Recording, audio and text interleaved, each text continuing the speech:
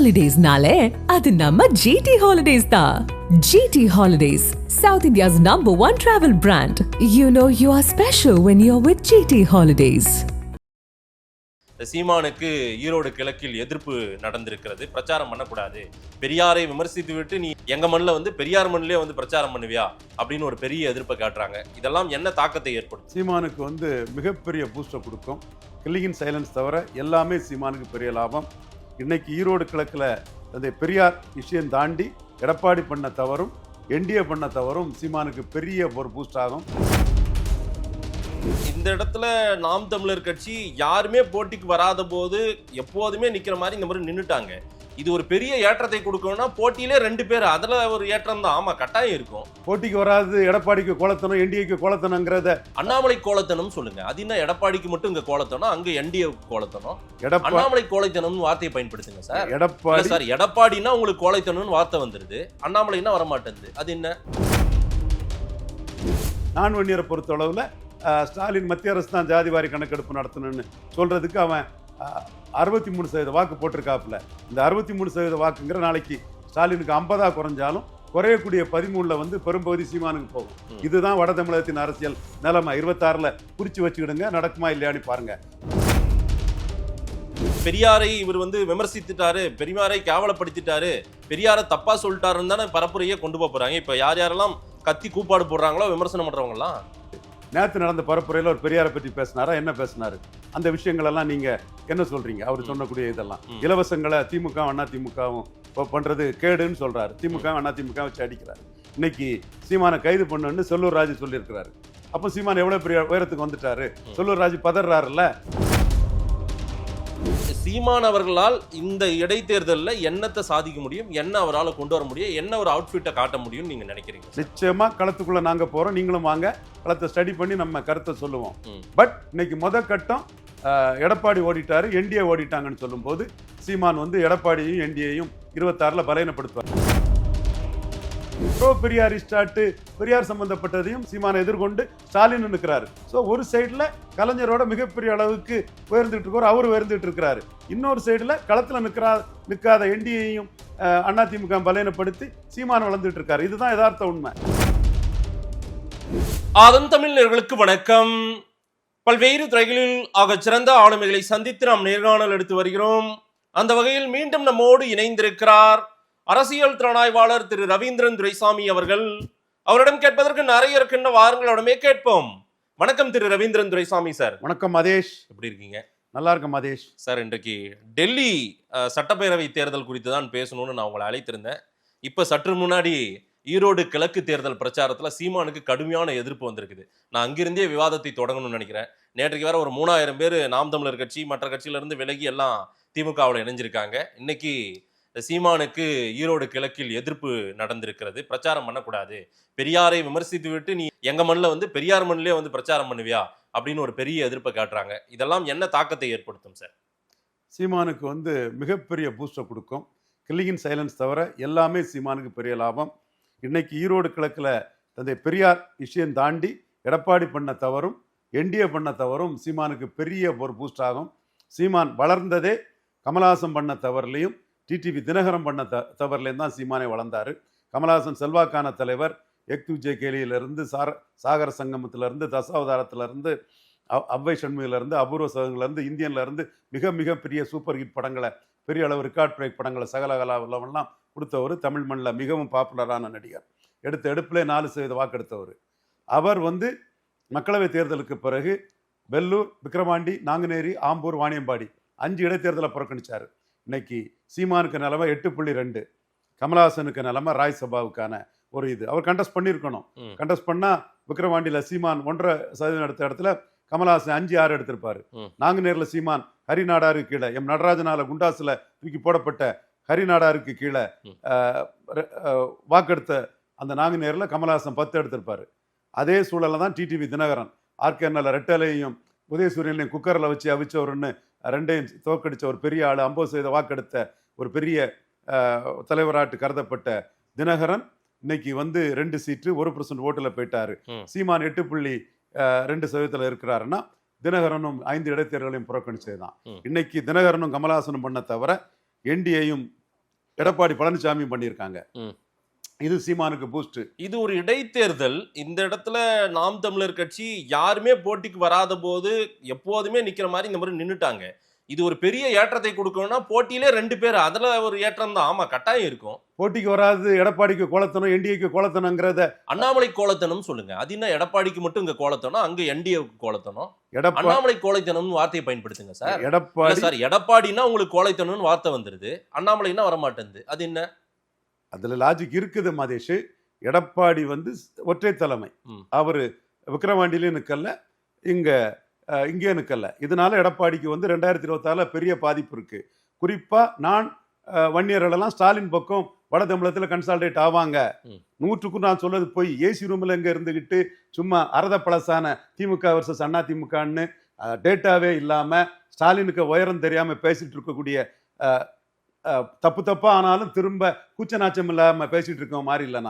நான் களத்துல இருந்து பேசுறேன். ம். களம் தெரியாதவன் தான் பேசிட்டு இருப்பான். ம். அந்த இடத்துக்குள்ள எடப்பாடி ஓடுனதுல அவர் வந்து 10.5க்கு பயந்து ஓடிட்டாருன்னு வன்னியர்கள் நினைக்கிறான். ம். சீமானாவது போல்டா வந்து நிற்கிறான், ஜாதிவாரி கணக்கெடுப்பு நடத்தி அளந்து கொடு எண்ணி கொடுன்னு சொல்றான். எடப்பாடி ஓடிட்டாருங்கிறத தெளிவா உணர்றான் அங்க உள்ள நான் வன்னியர்ஸ். ம். குறிப்பா அதுல வன்னியரும் அதை எடப்பாடிய ஓடுனதை உணர்றான், நான் வன்னியரும் உணர்றான்.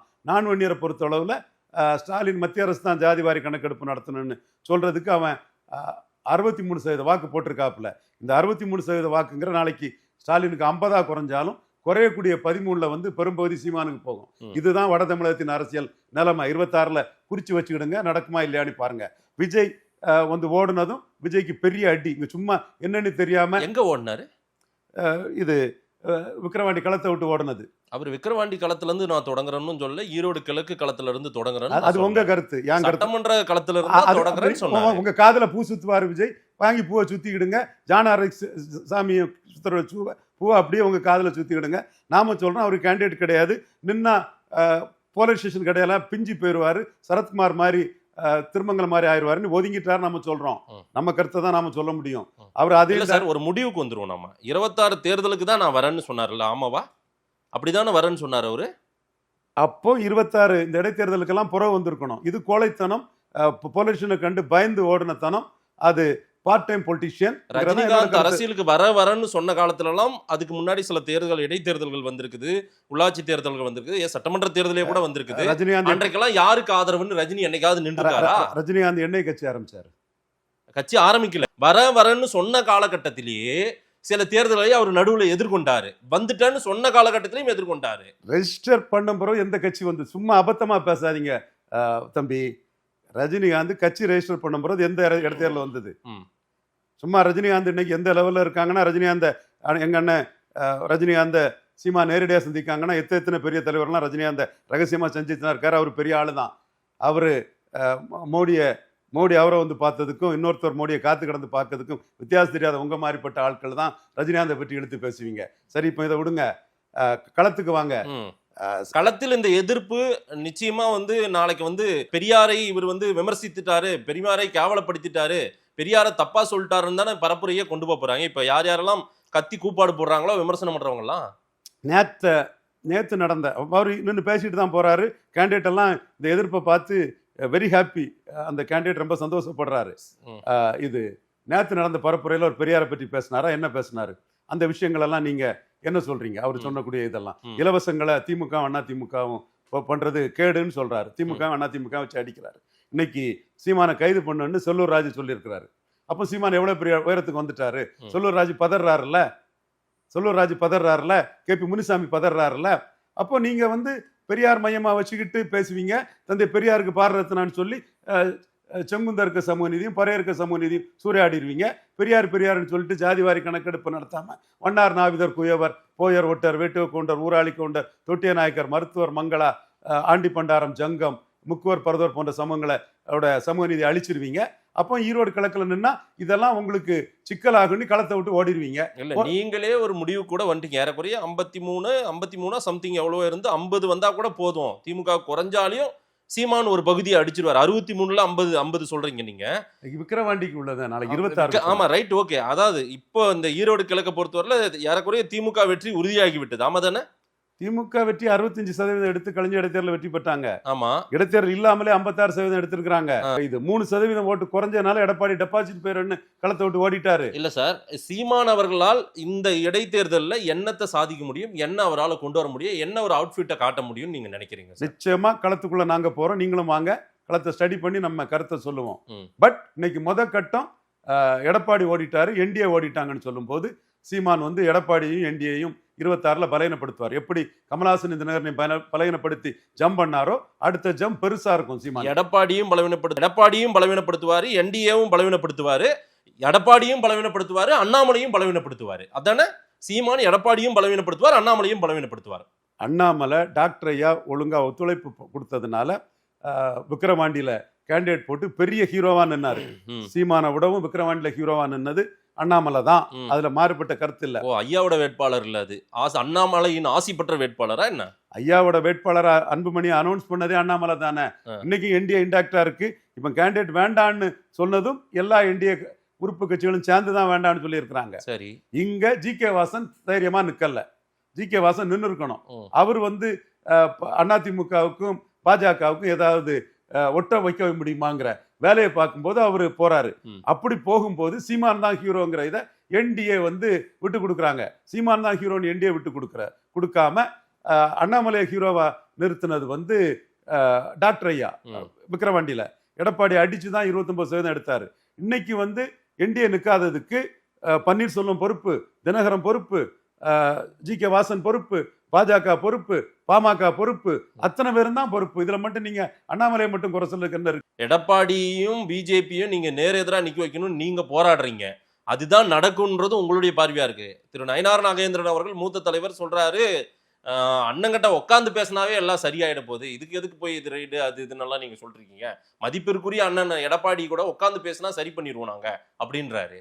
நண்பர் நயினார் நாகேந்திரன் அவர் நிலைமையில இருந்து முயற்சி பண்றது தவறே இல்லை. ஒவ்வொருத்தரும் அரசியல்ல தாங்கள் உயரதுக்கு தான் பார்ப்பாங்க. அது இன்னும் நயினார் நாகேந்திரன் ஓபிஎஸ்க்கு அவருக்குள்ள விரோதம், மரவண்ணா துரோகம் பண்ண மாட்டான்னு ஓபிஎஸ் சசிகலா அதெல்லாம் பழைய கதை இருக்கட்டு.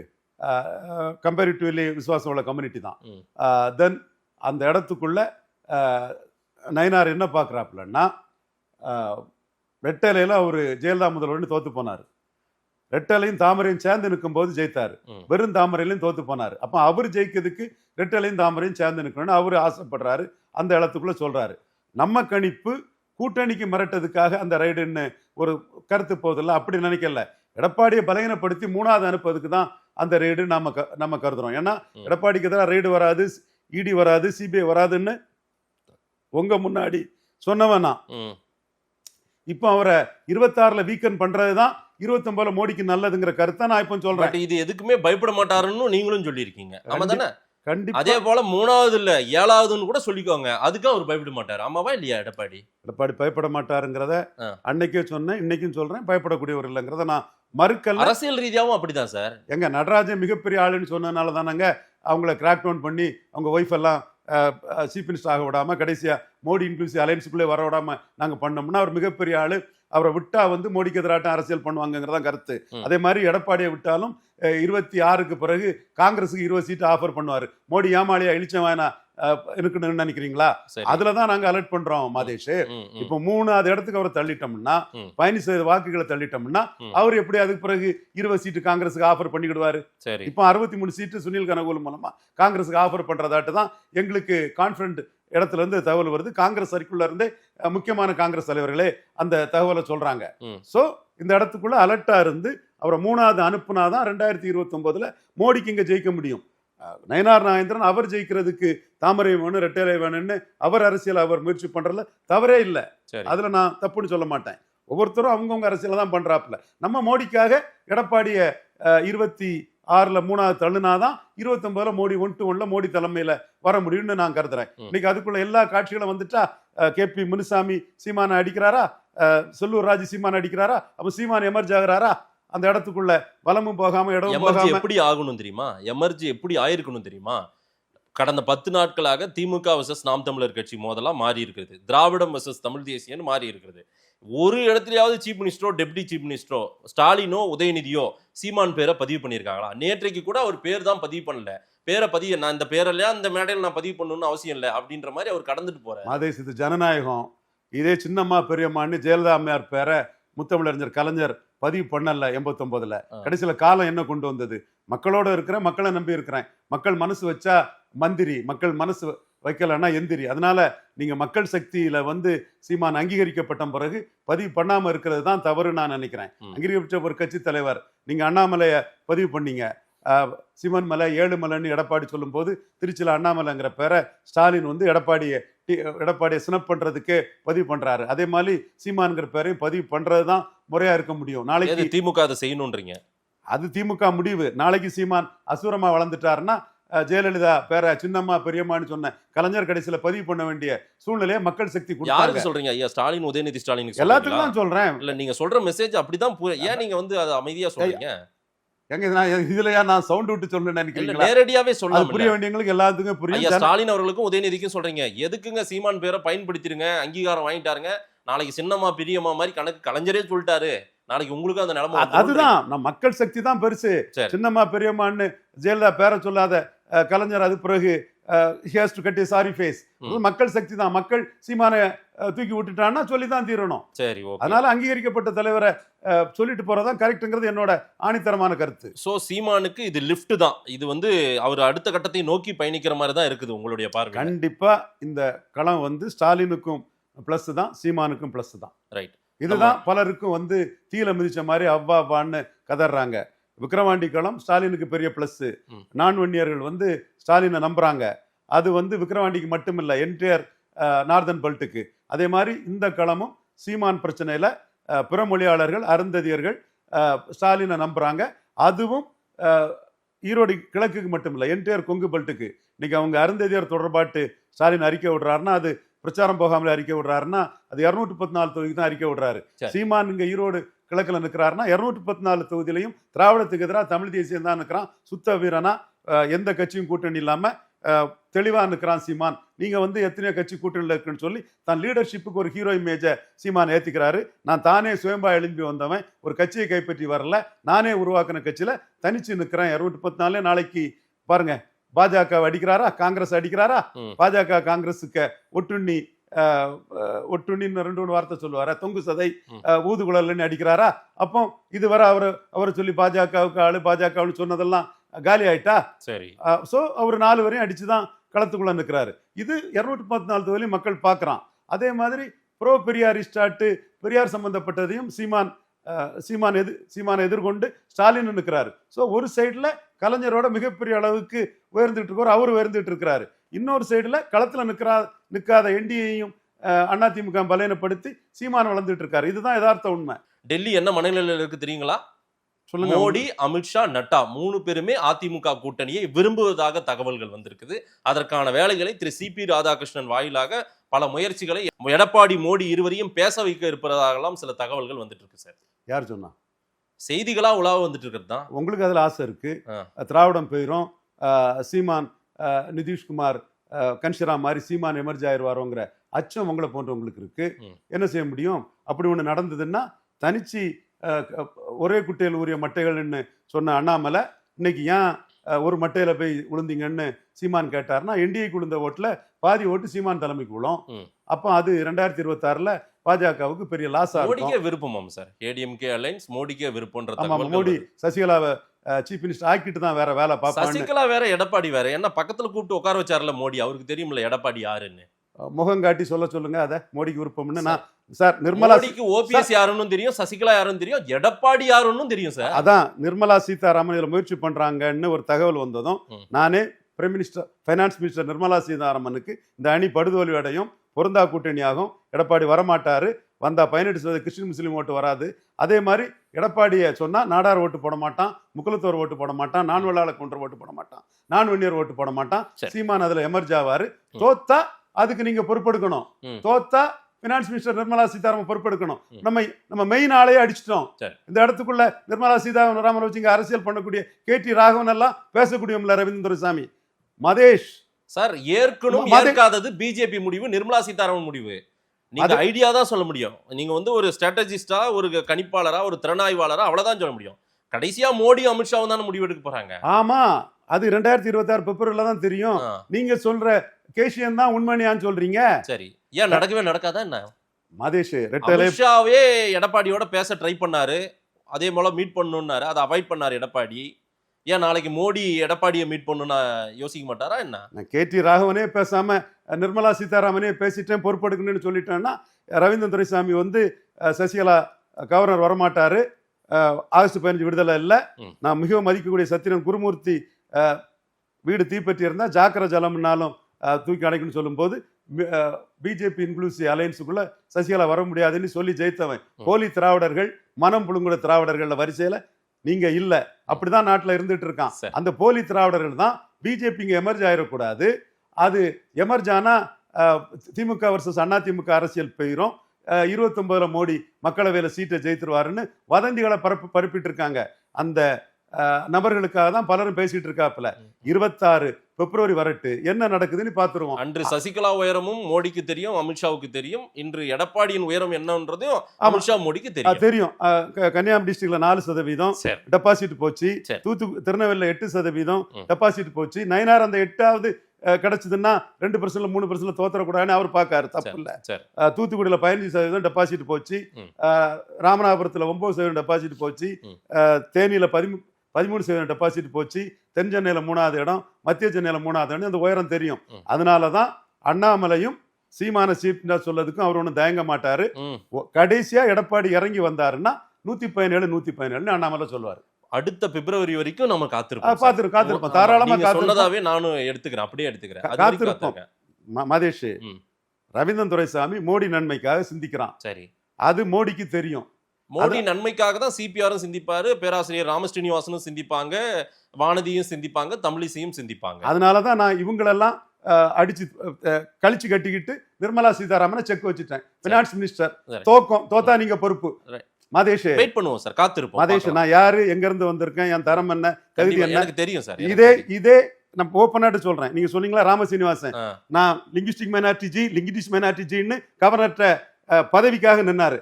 கூட செல்வியா நண்பர் உண்டு, கோலாகல சீனிவாசன் உண்டு. நான் கவர்னர் என்ன சொன்னேன் தெரியுமா? நான் கல்லாரக்கூடிய ஜாதியை சேர்ந்தவன். இந்தியா ஃபுல்லால ஜெய்ஸ்வால் பண்டாரி எல்லா ஜாதிகளையும் நேஷனல் இன்டகிரேஷனுக்காக ஒருங்கிணைக்கிற வேலையை பார்த்திருக்குன்னு சொல்லி அவர்கிட்ட இன்னொன்னையும் சொன்னேன். அது இப்ப வெளிப்படையா சொல்ல விரும்பல.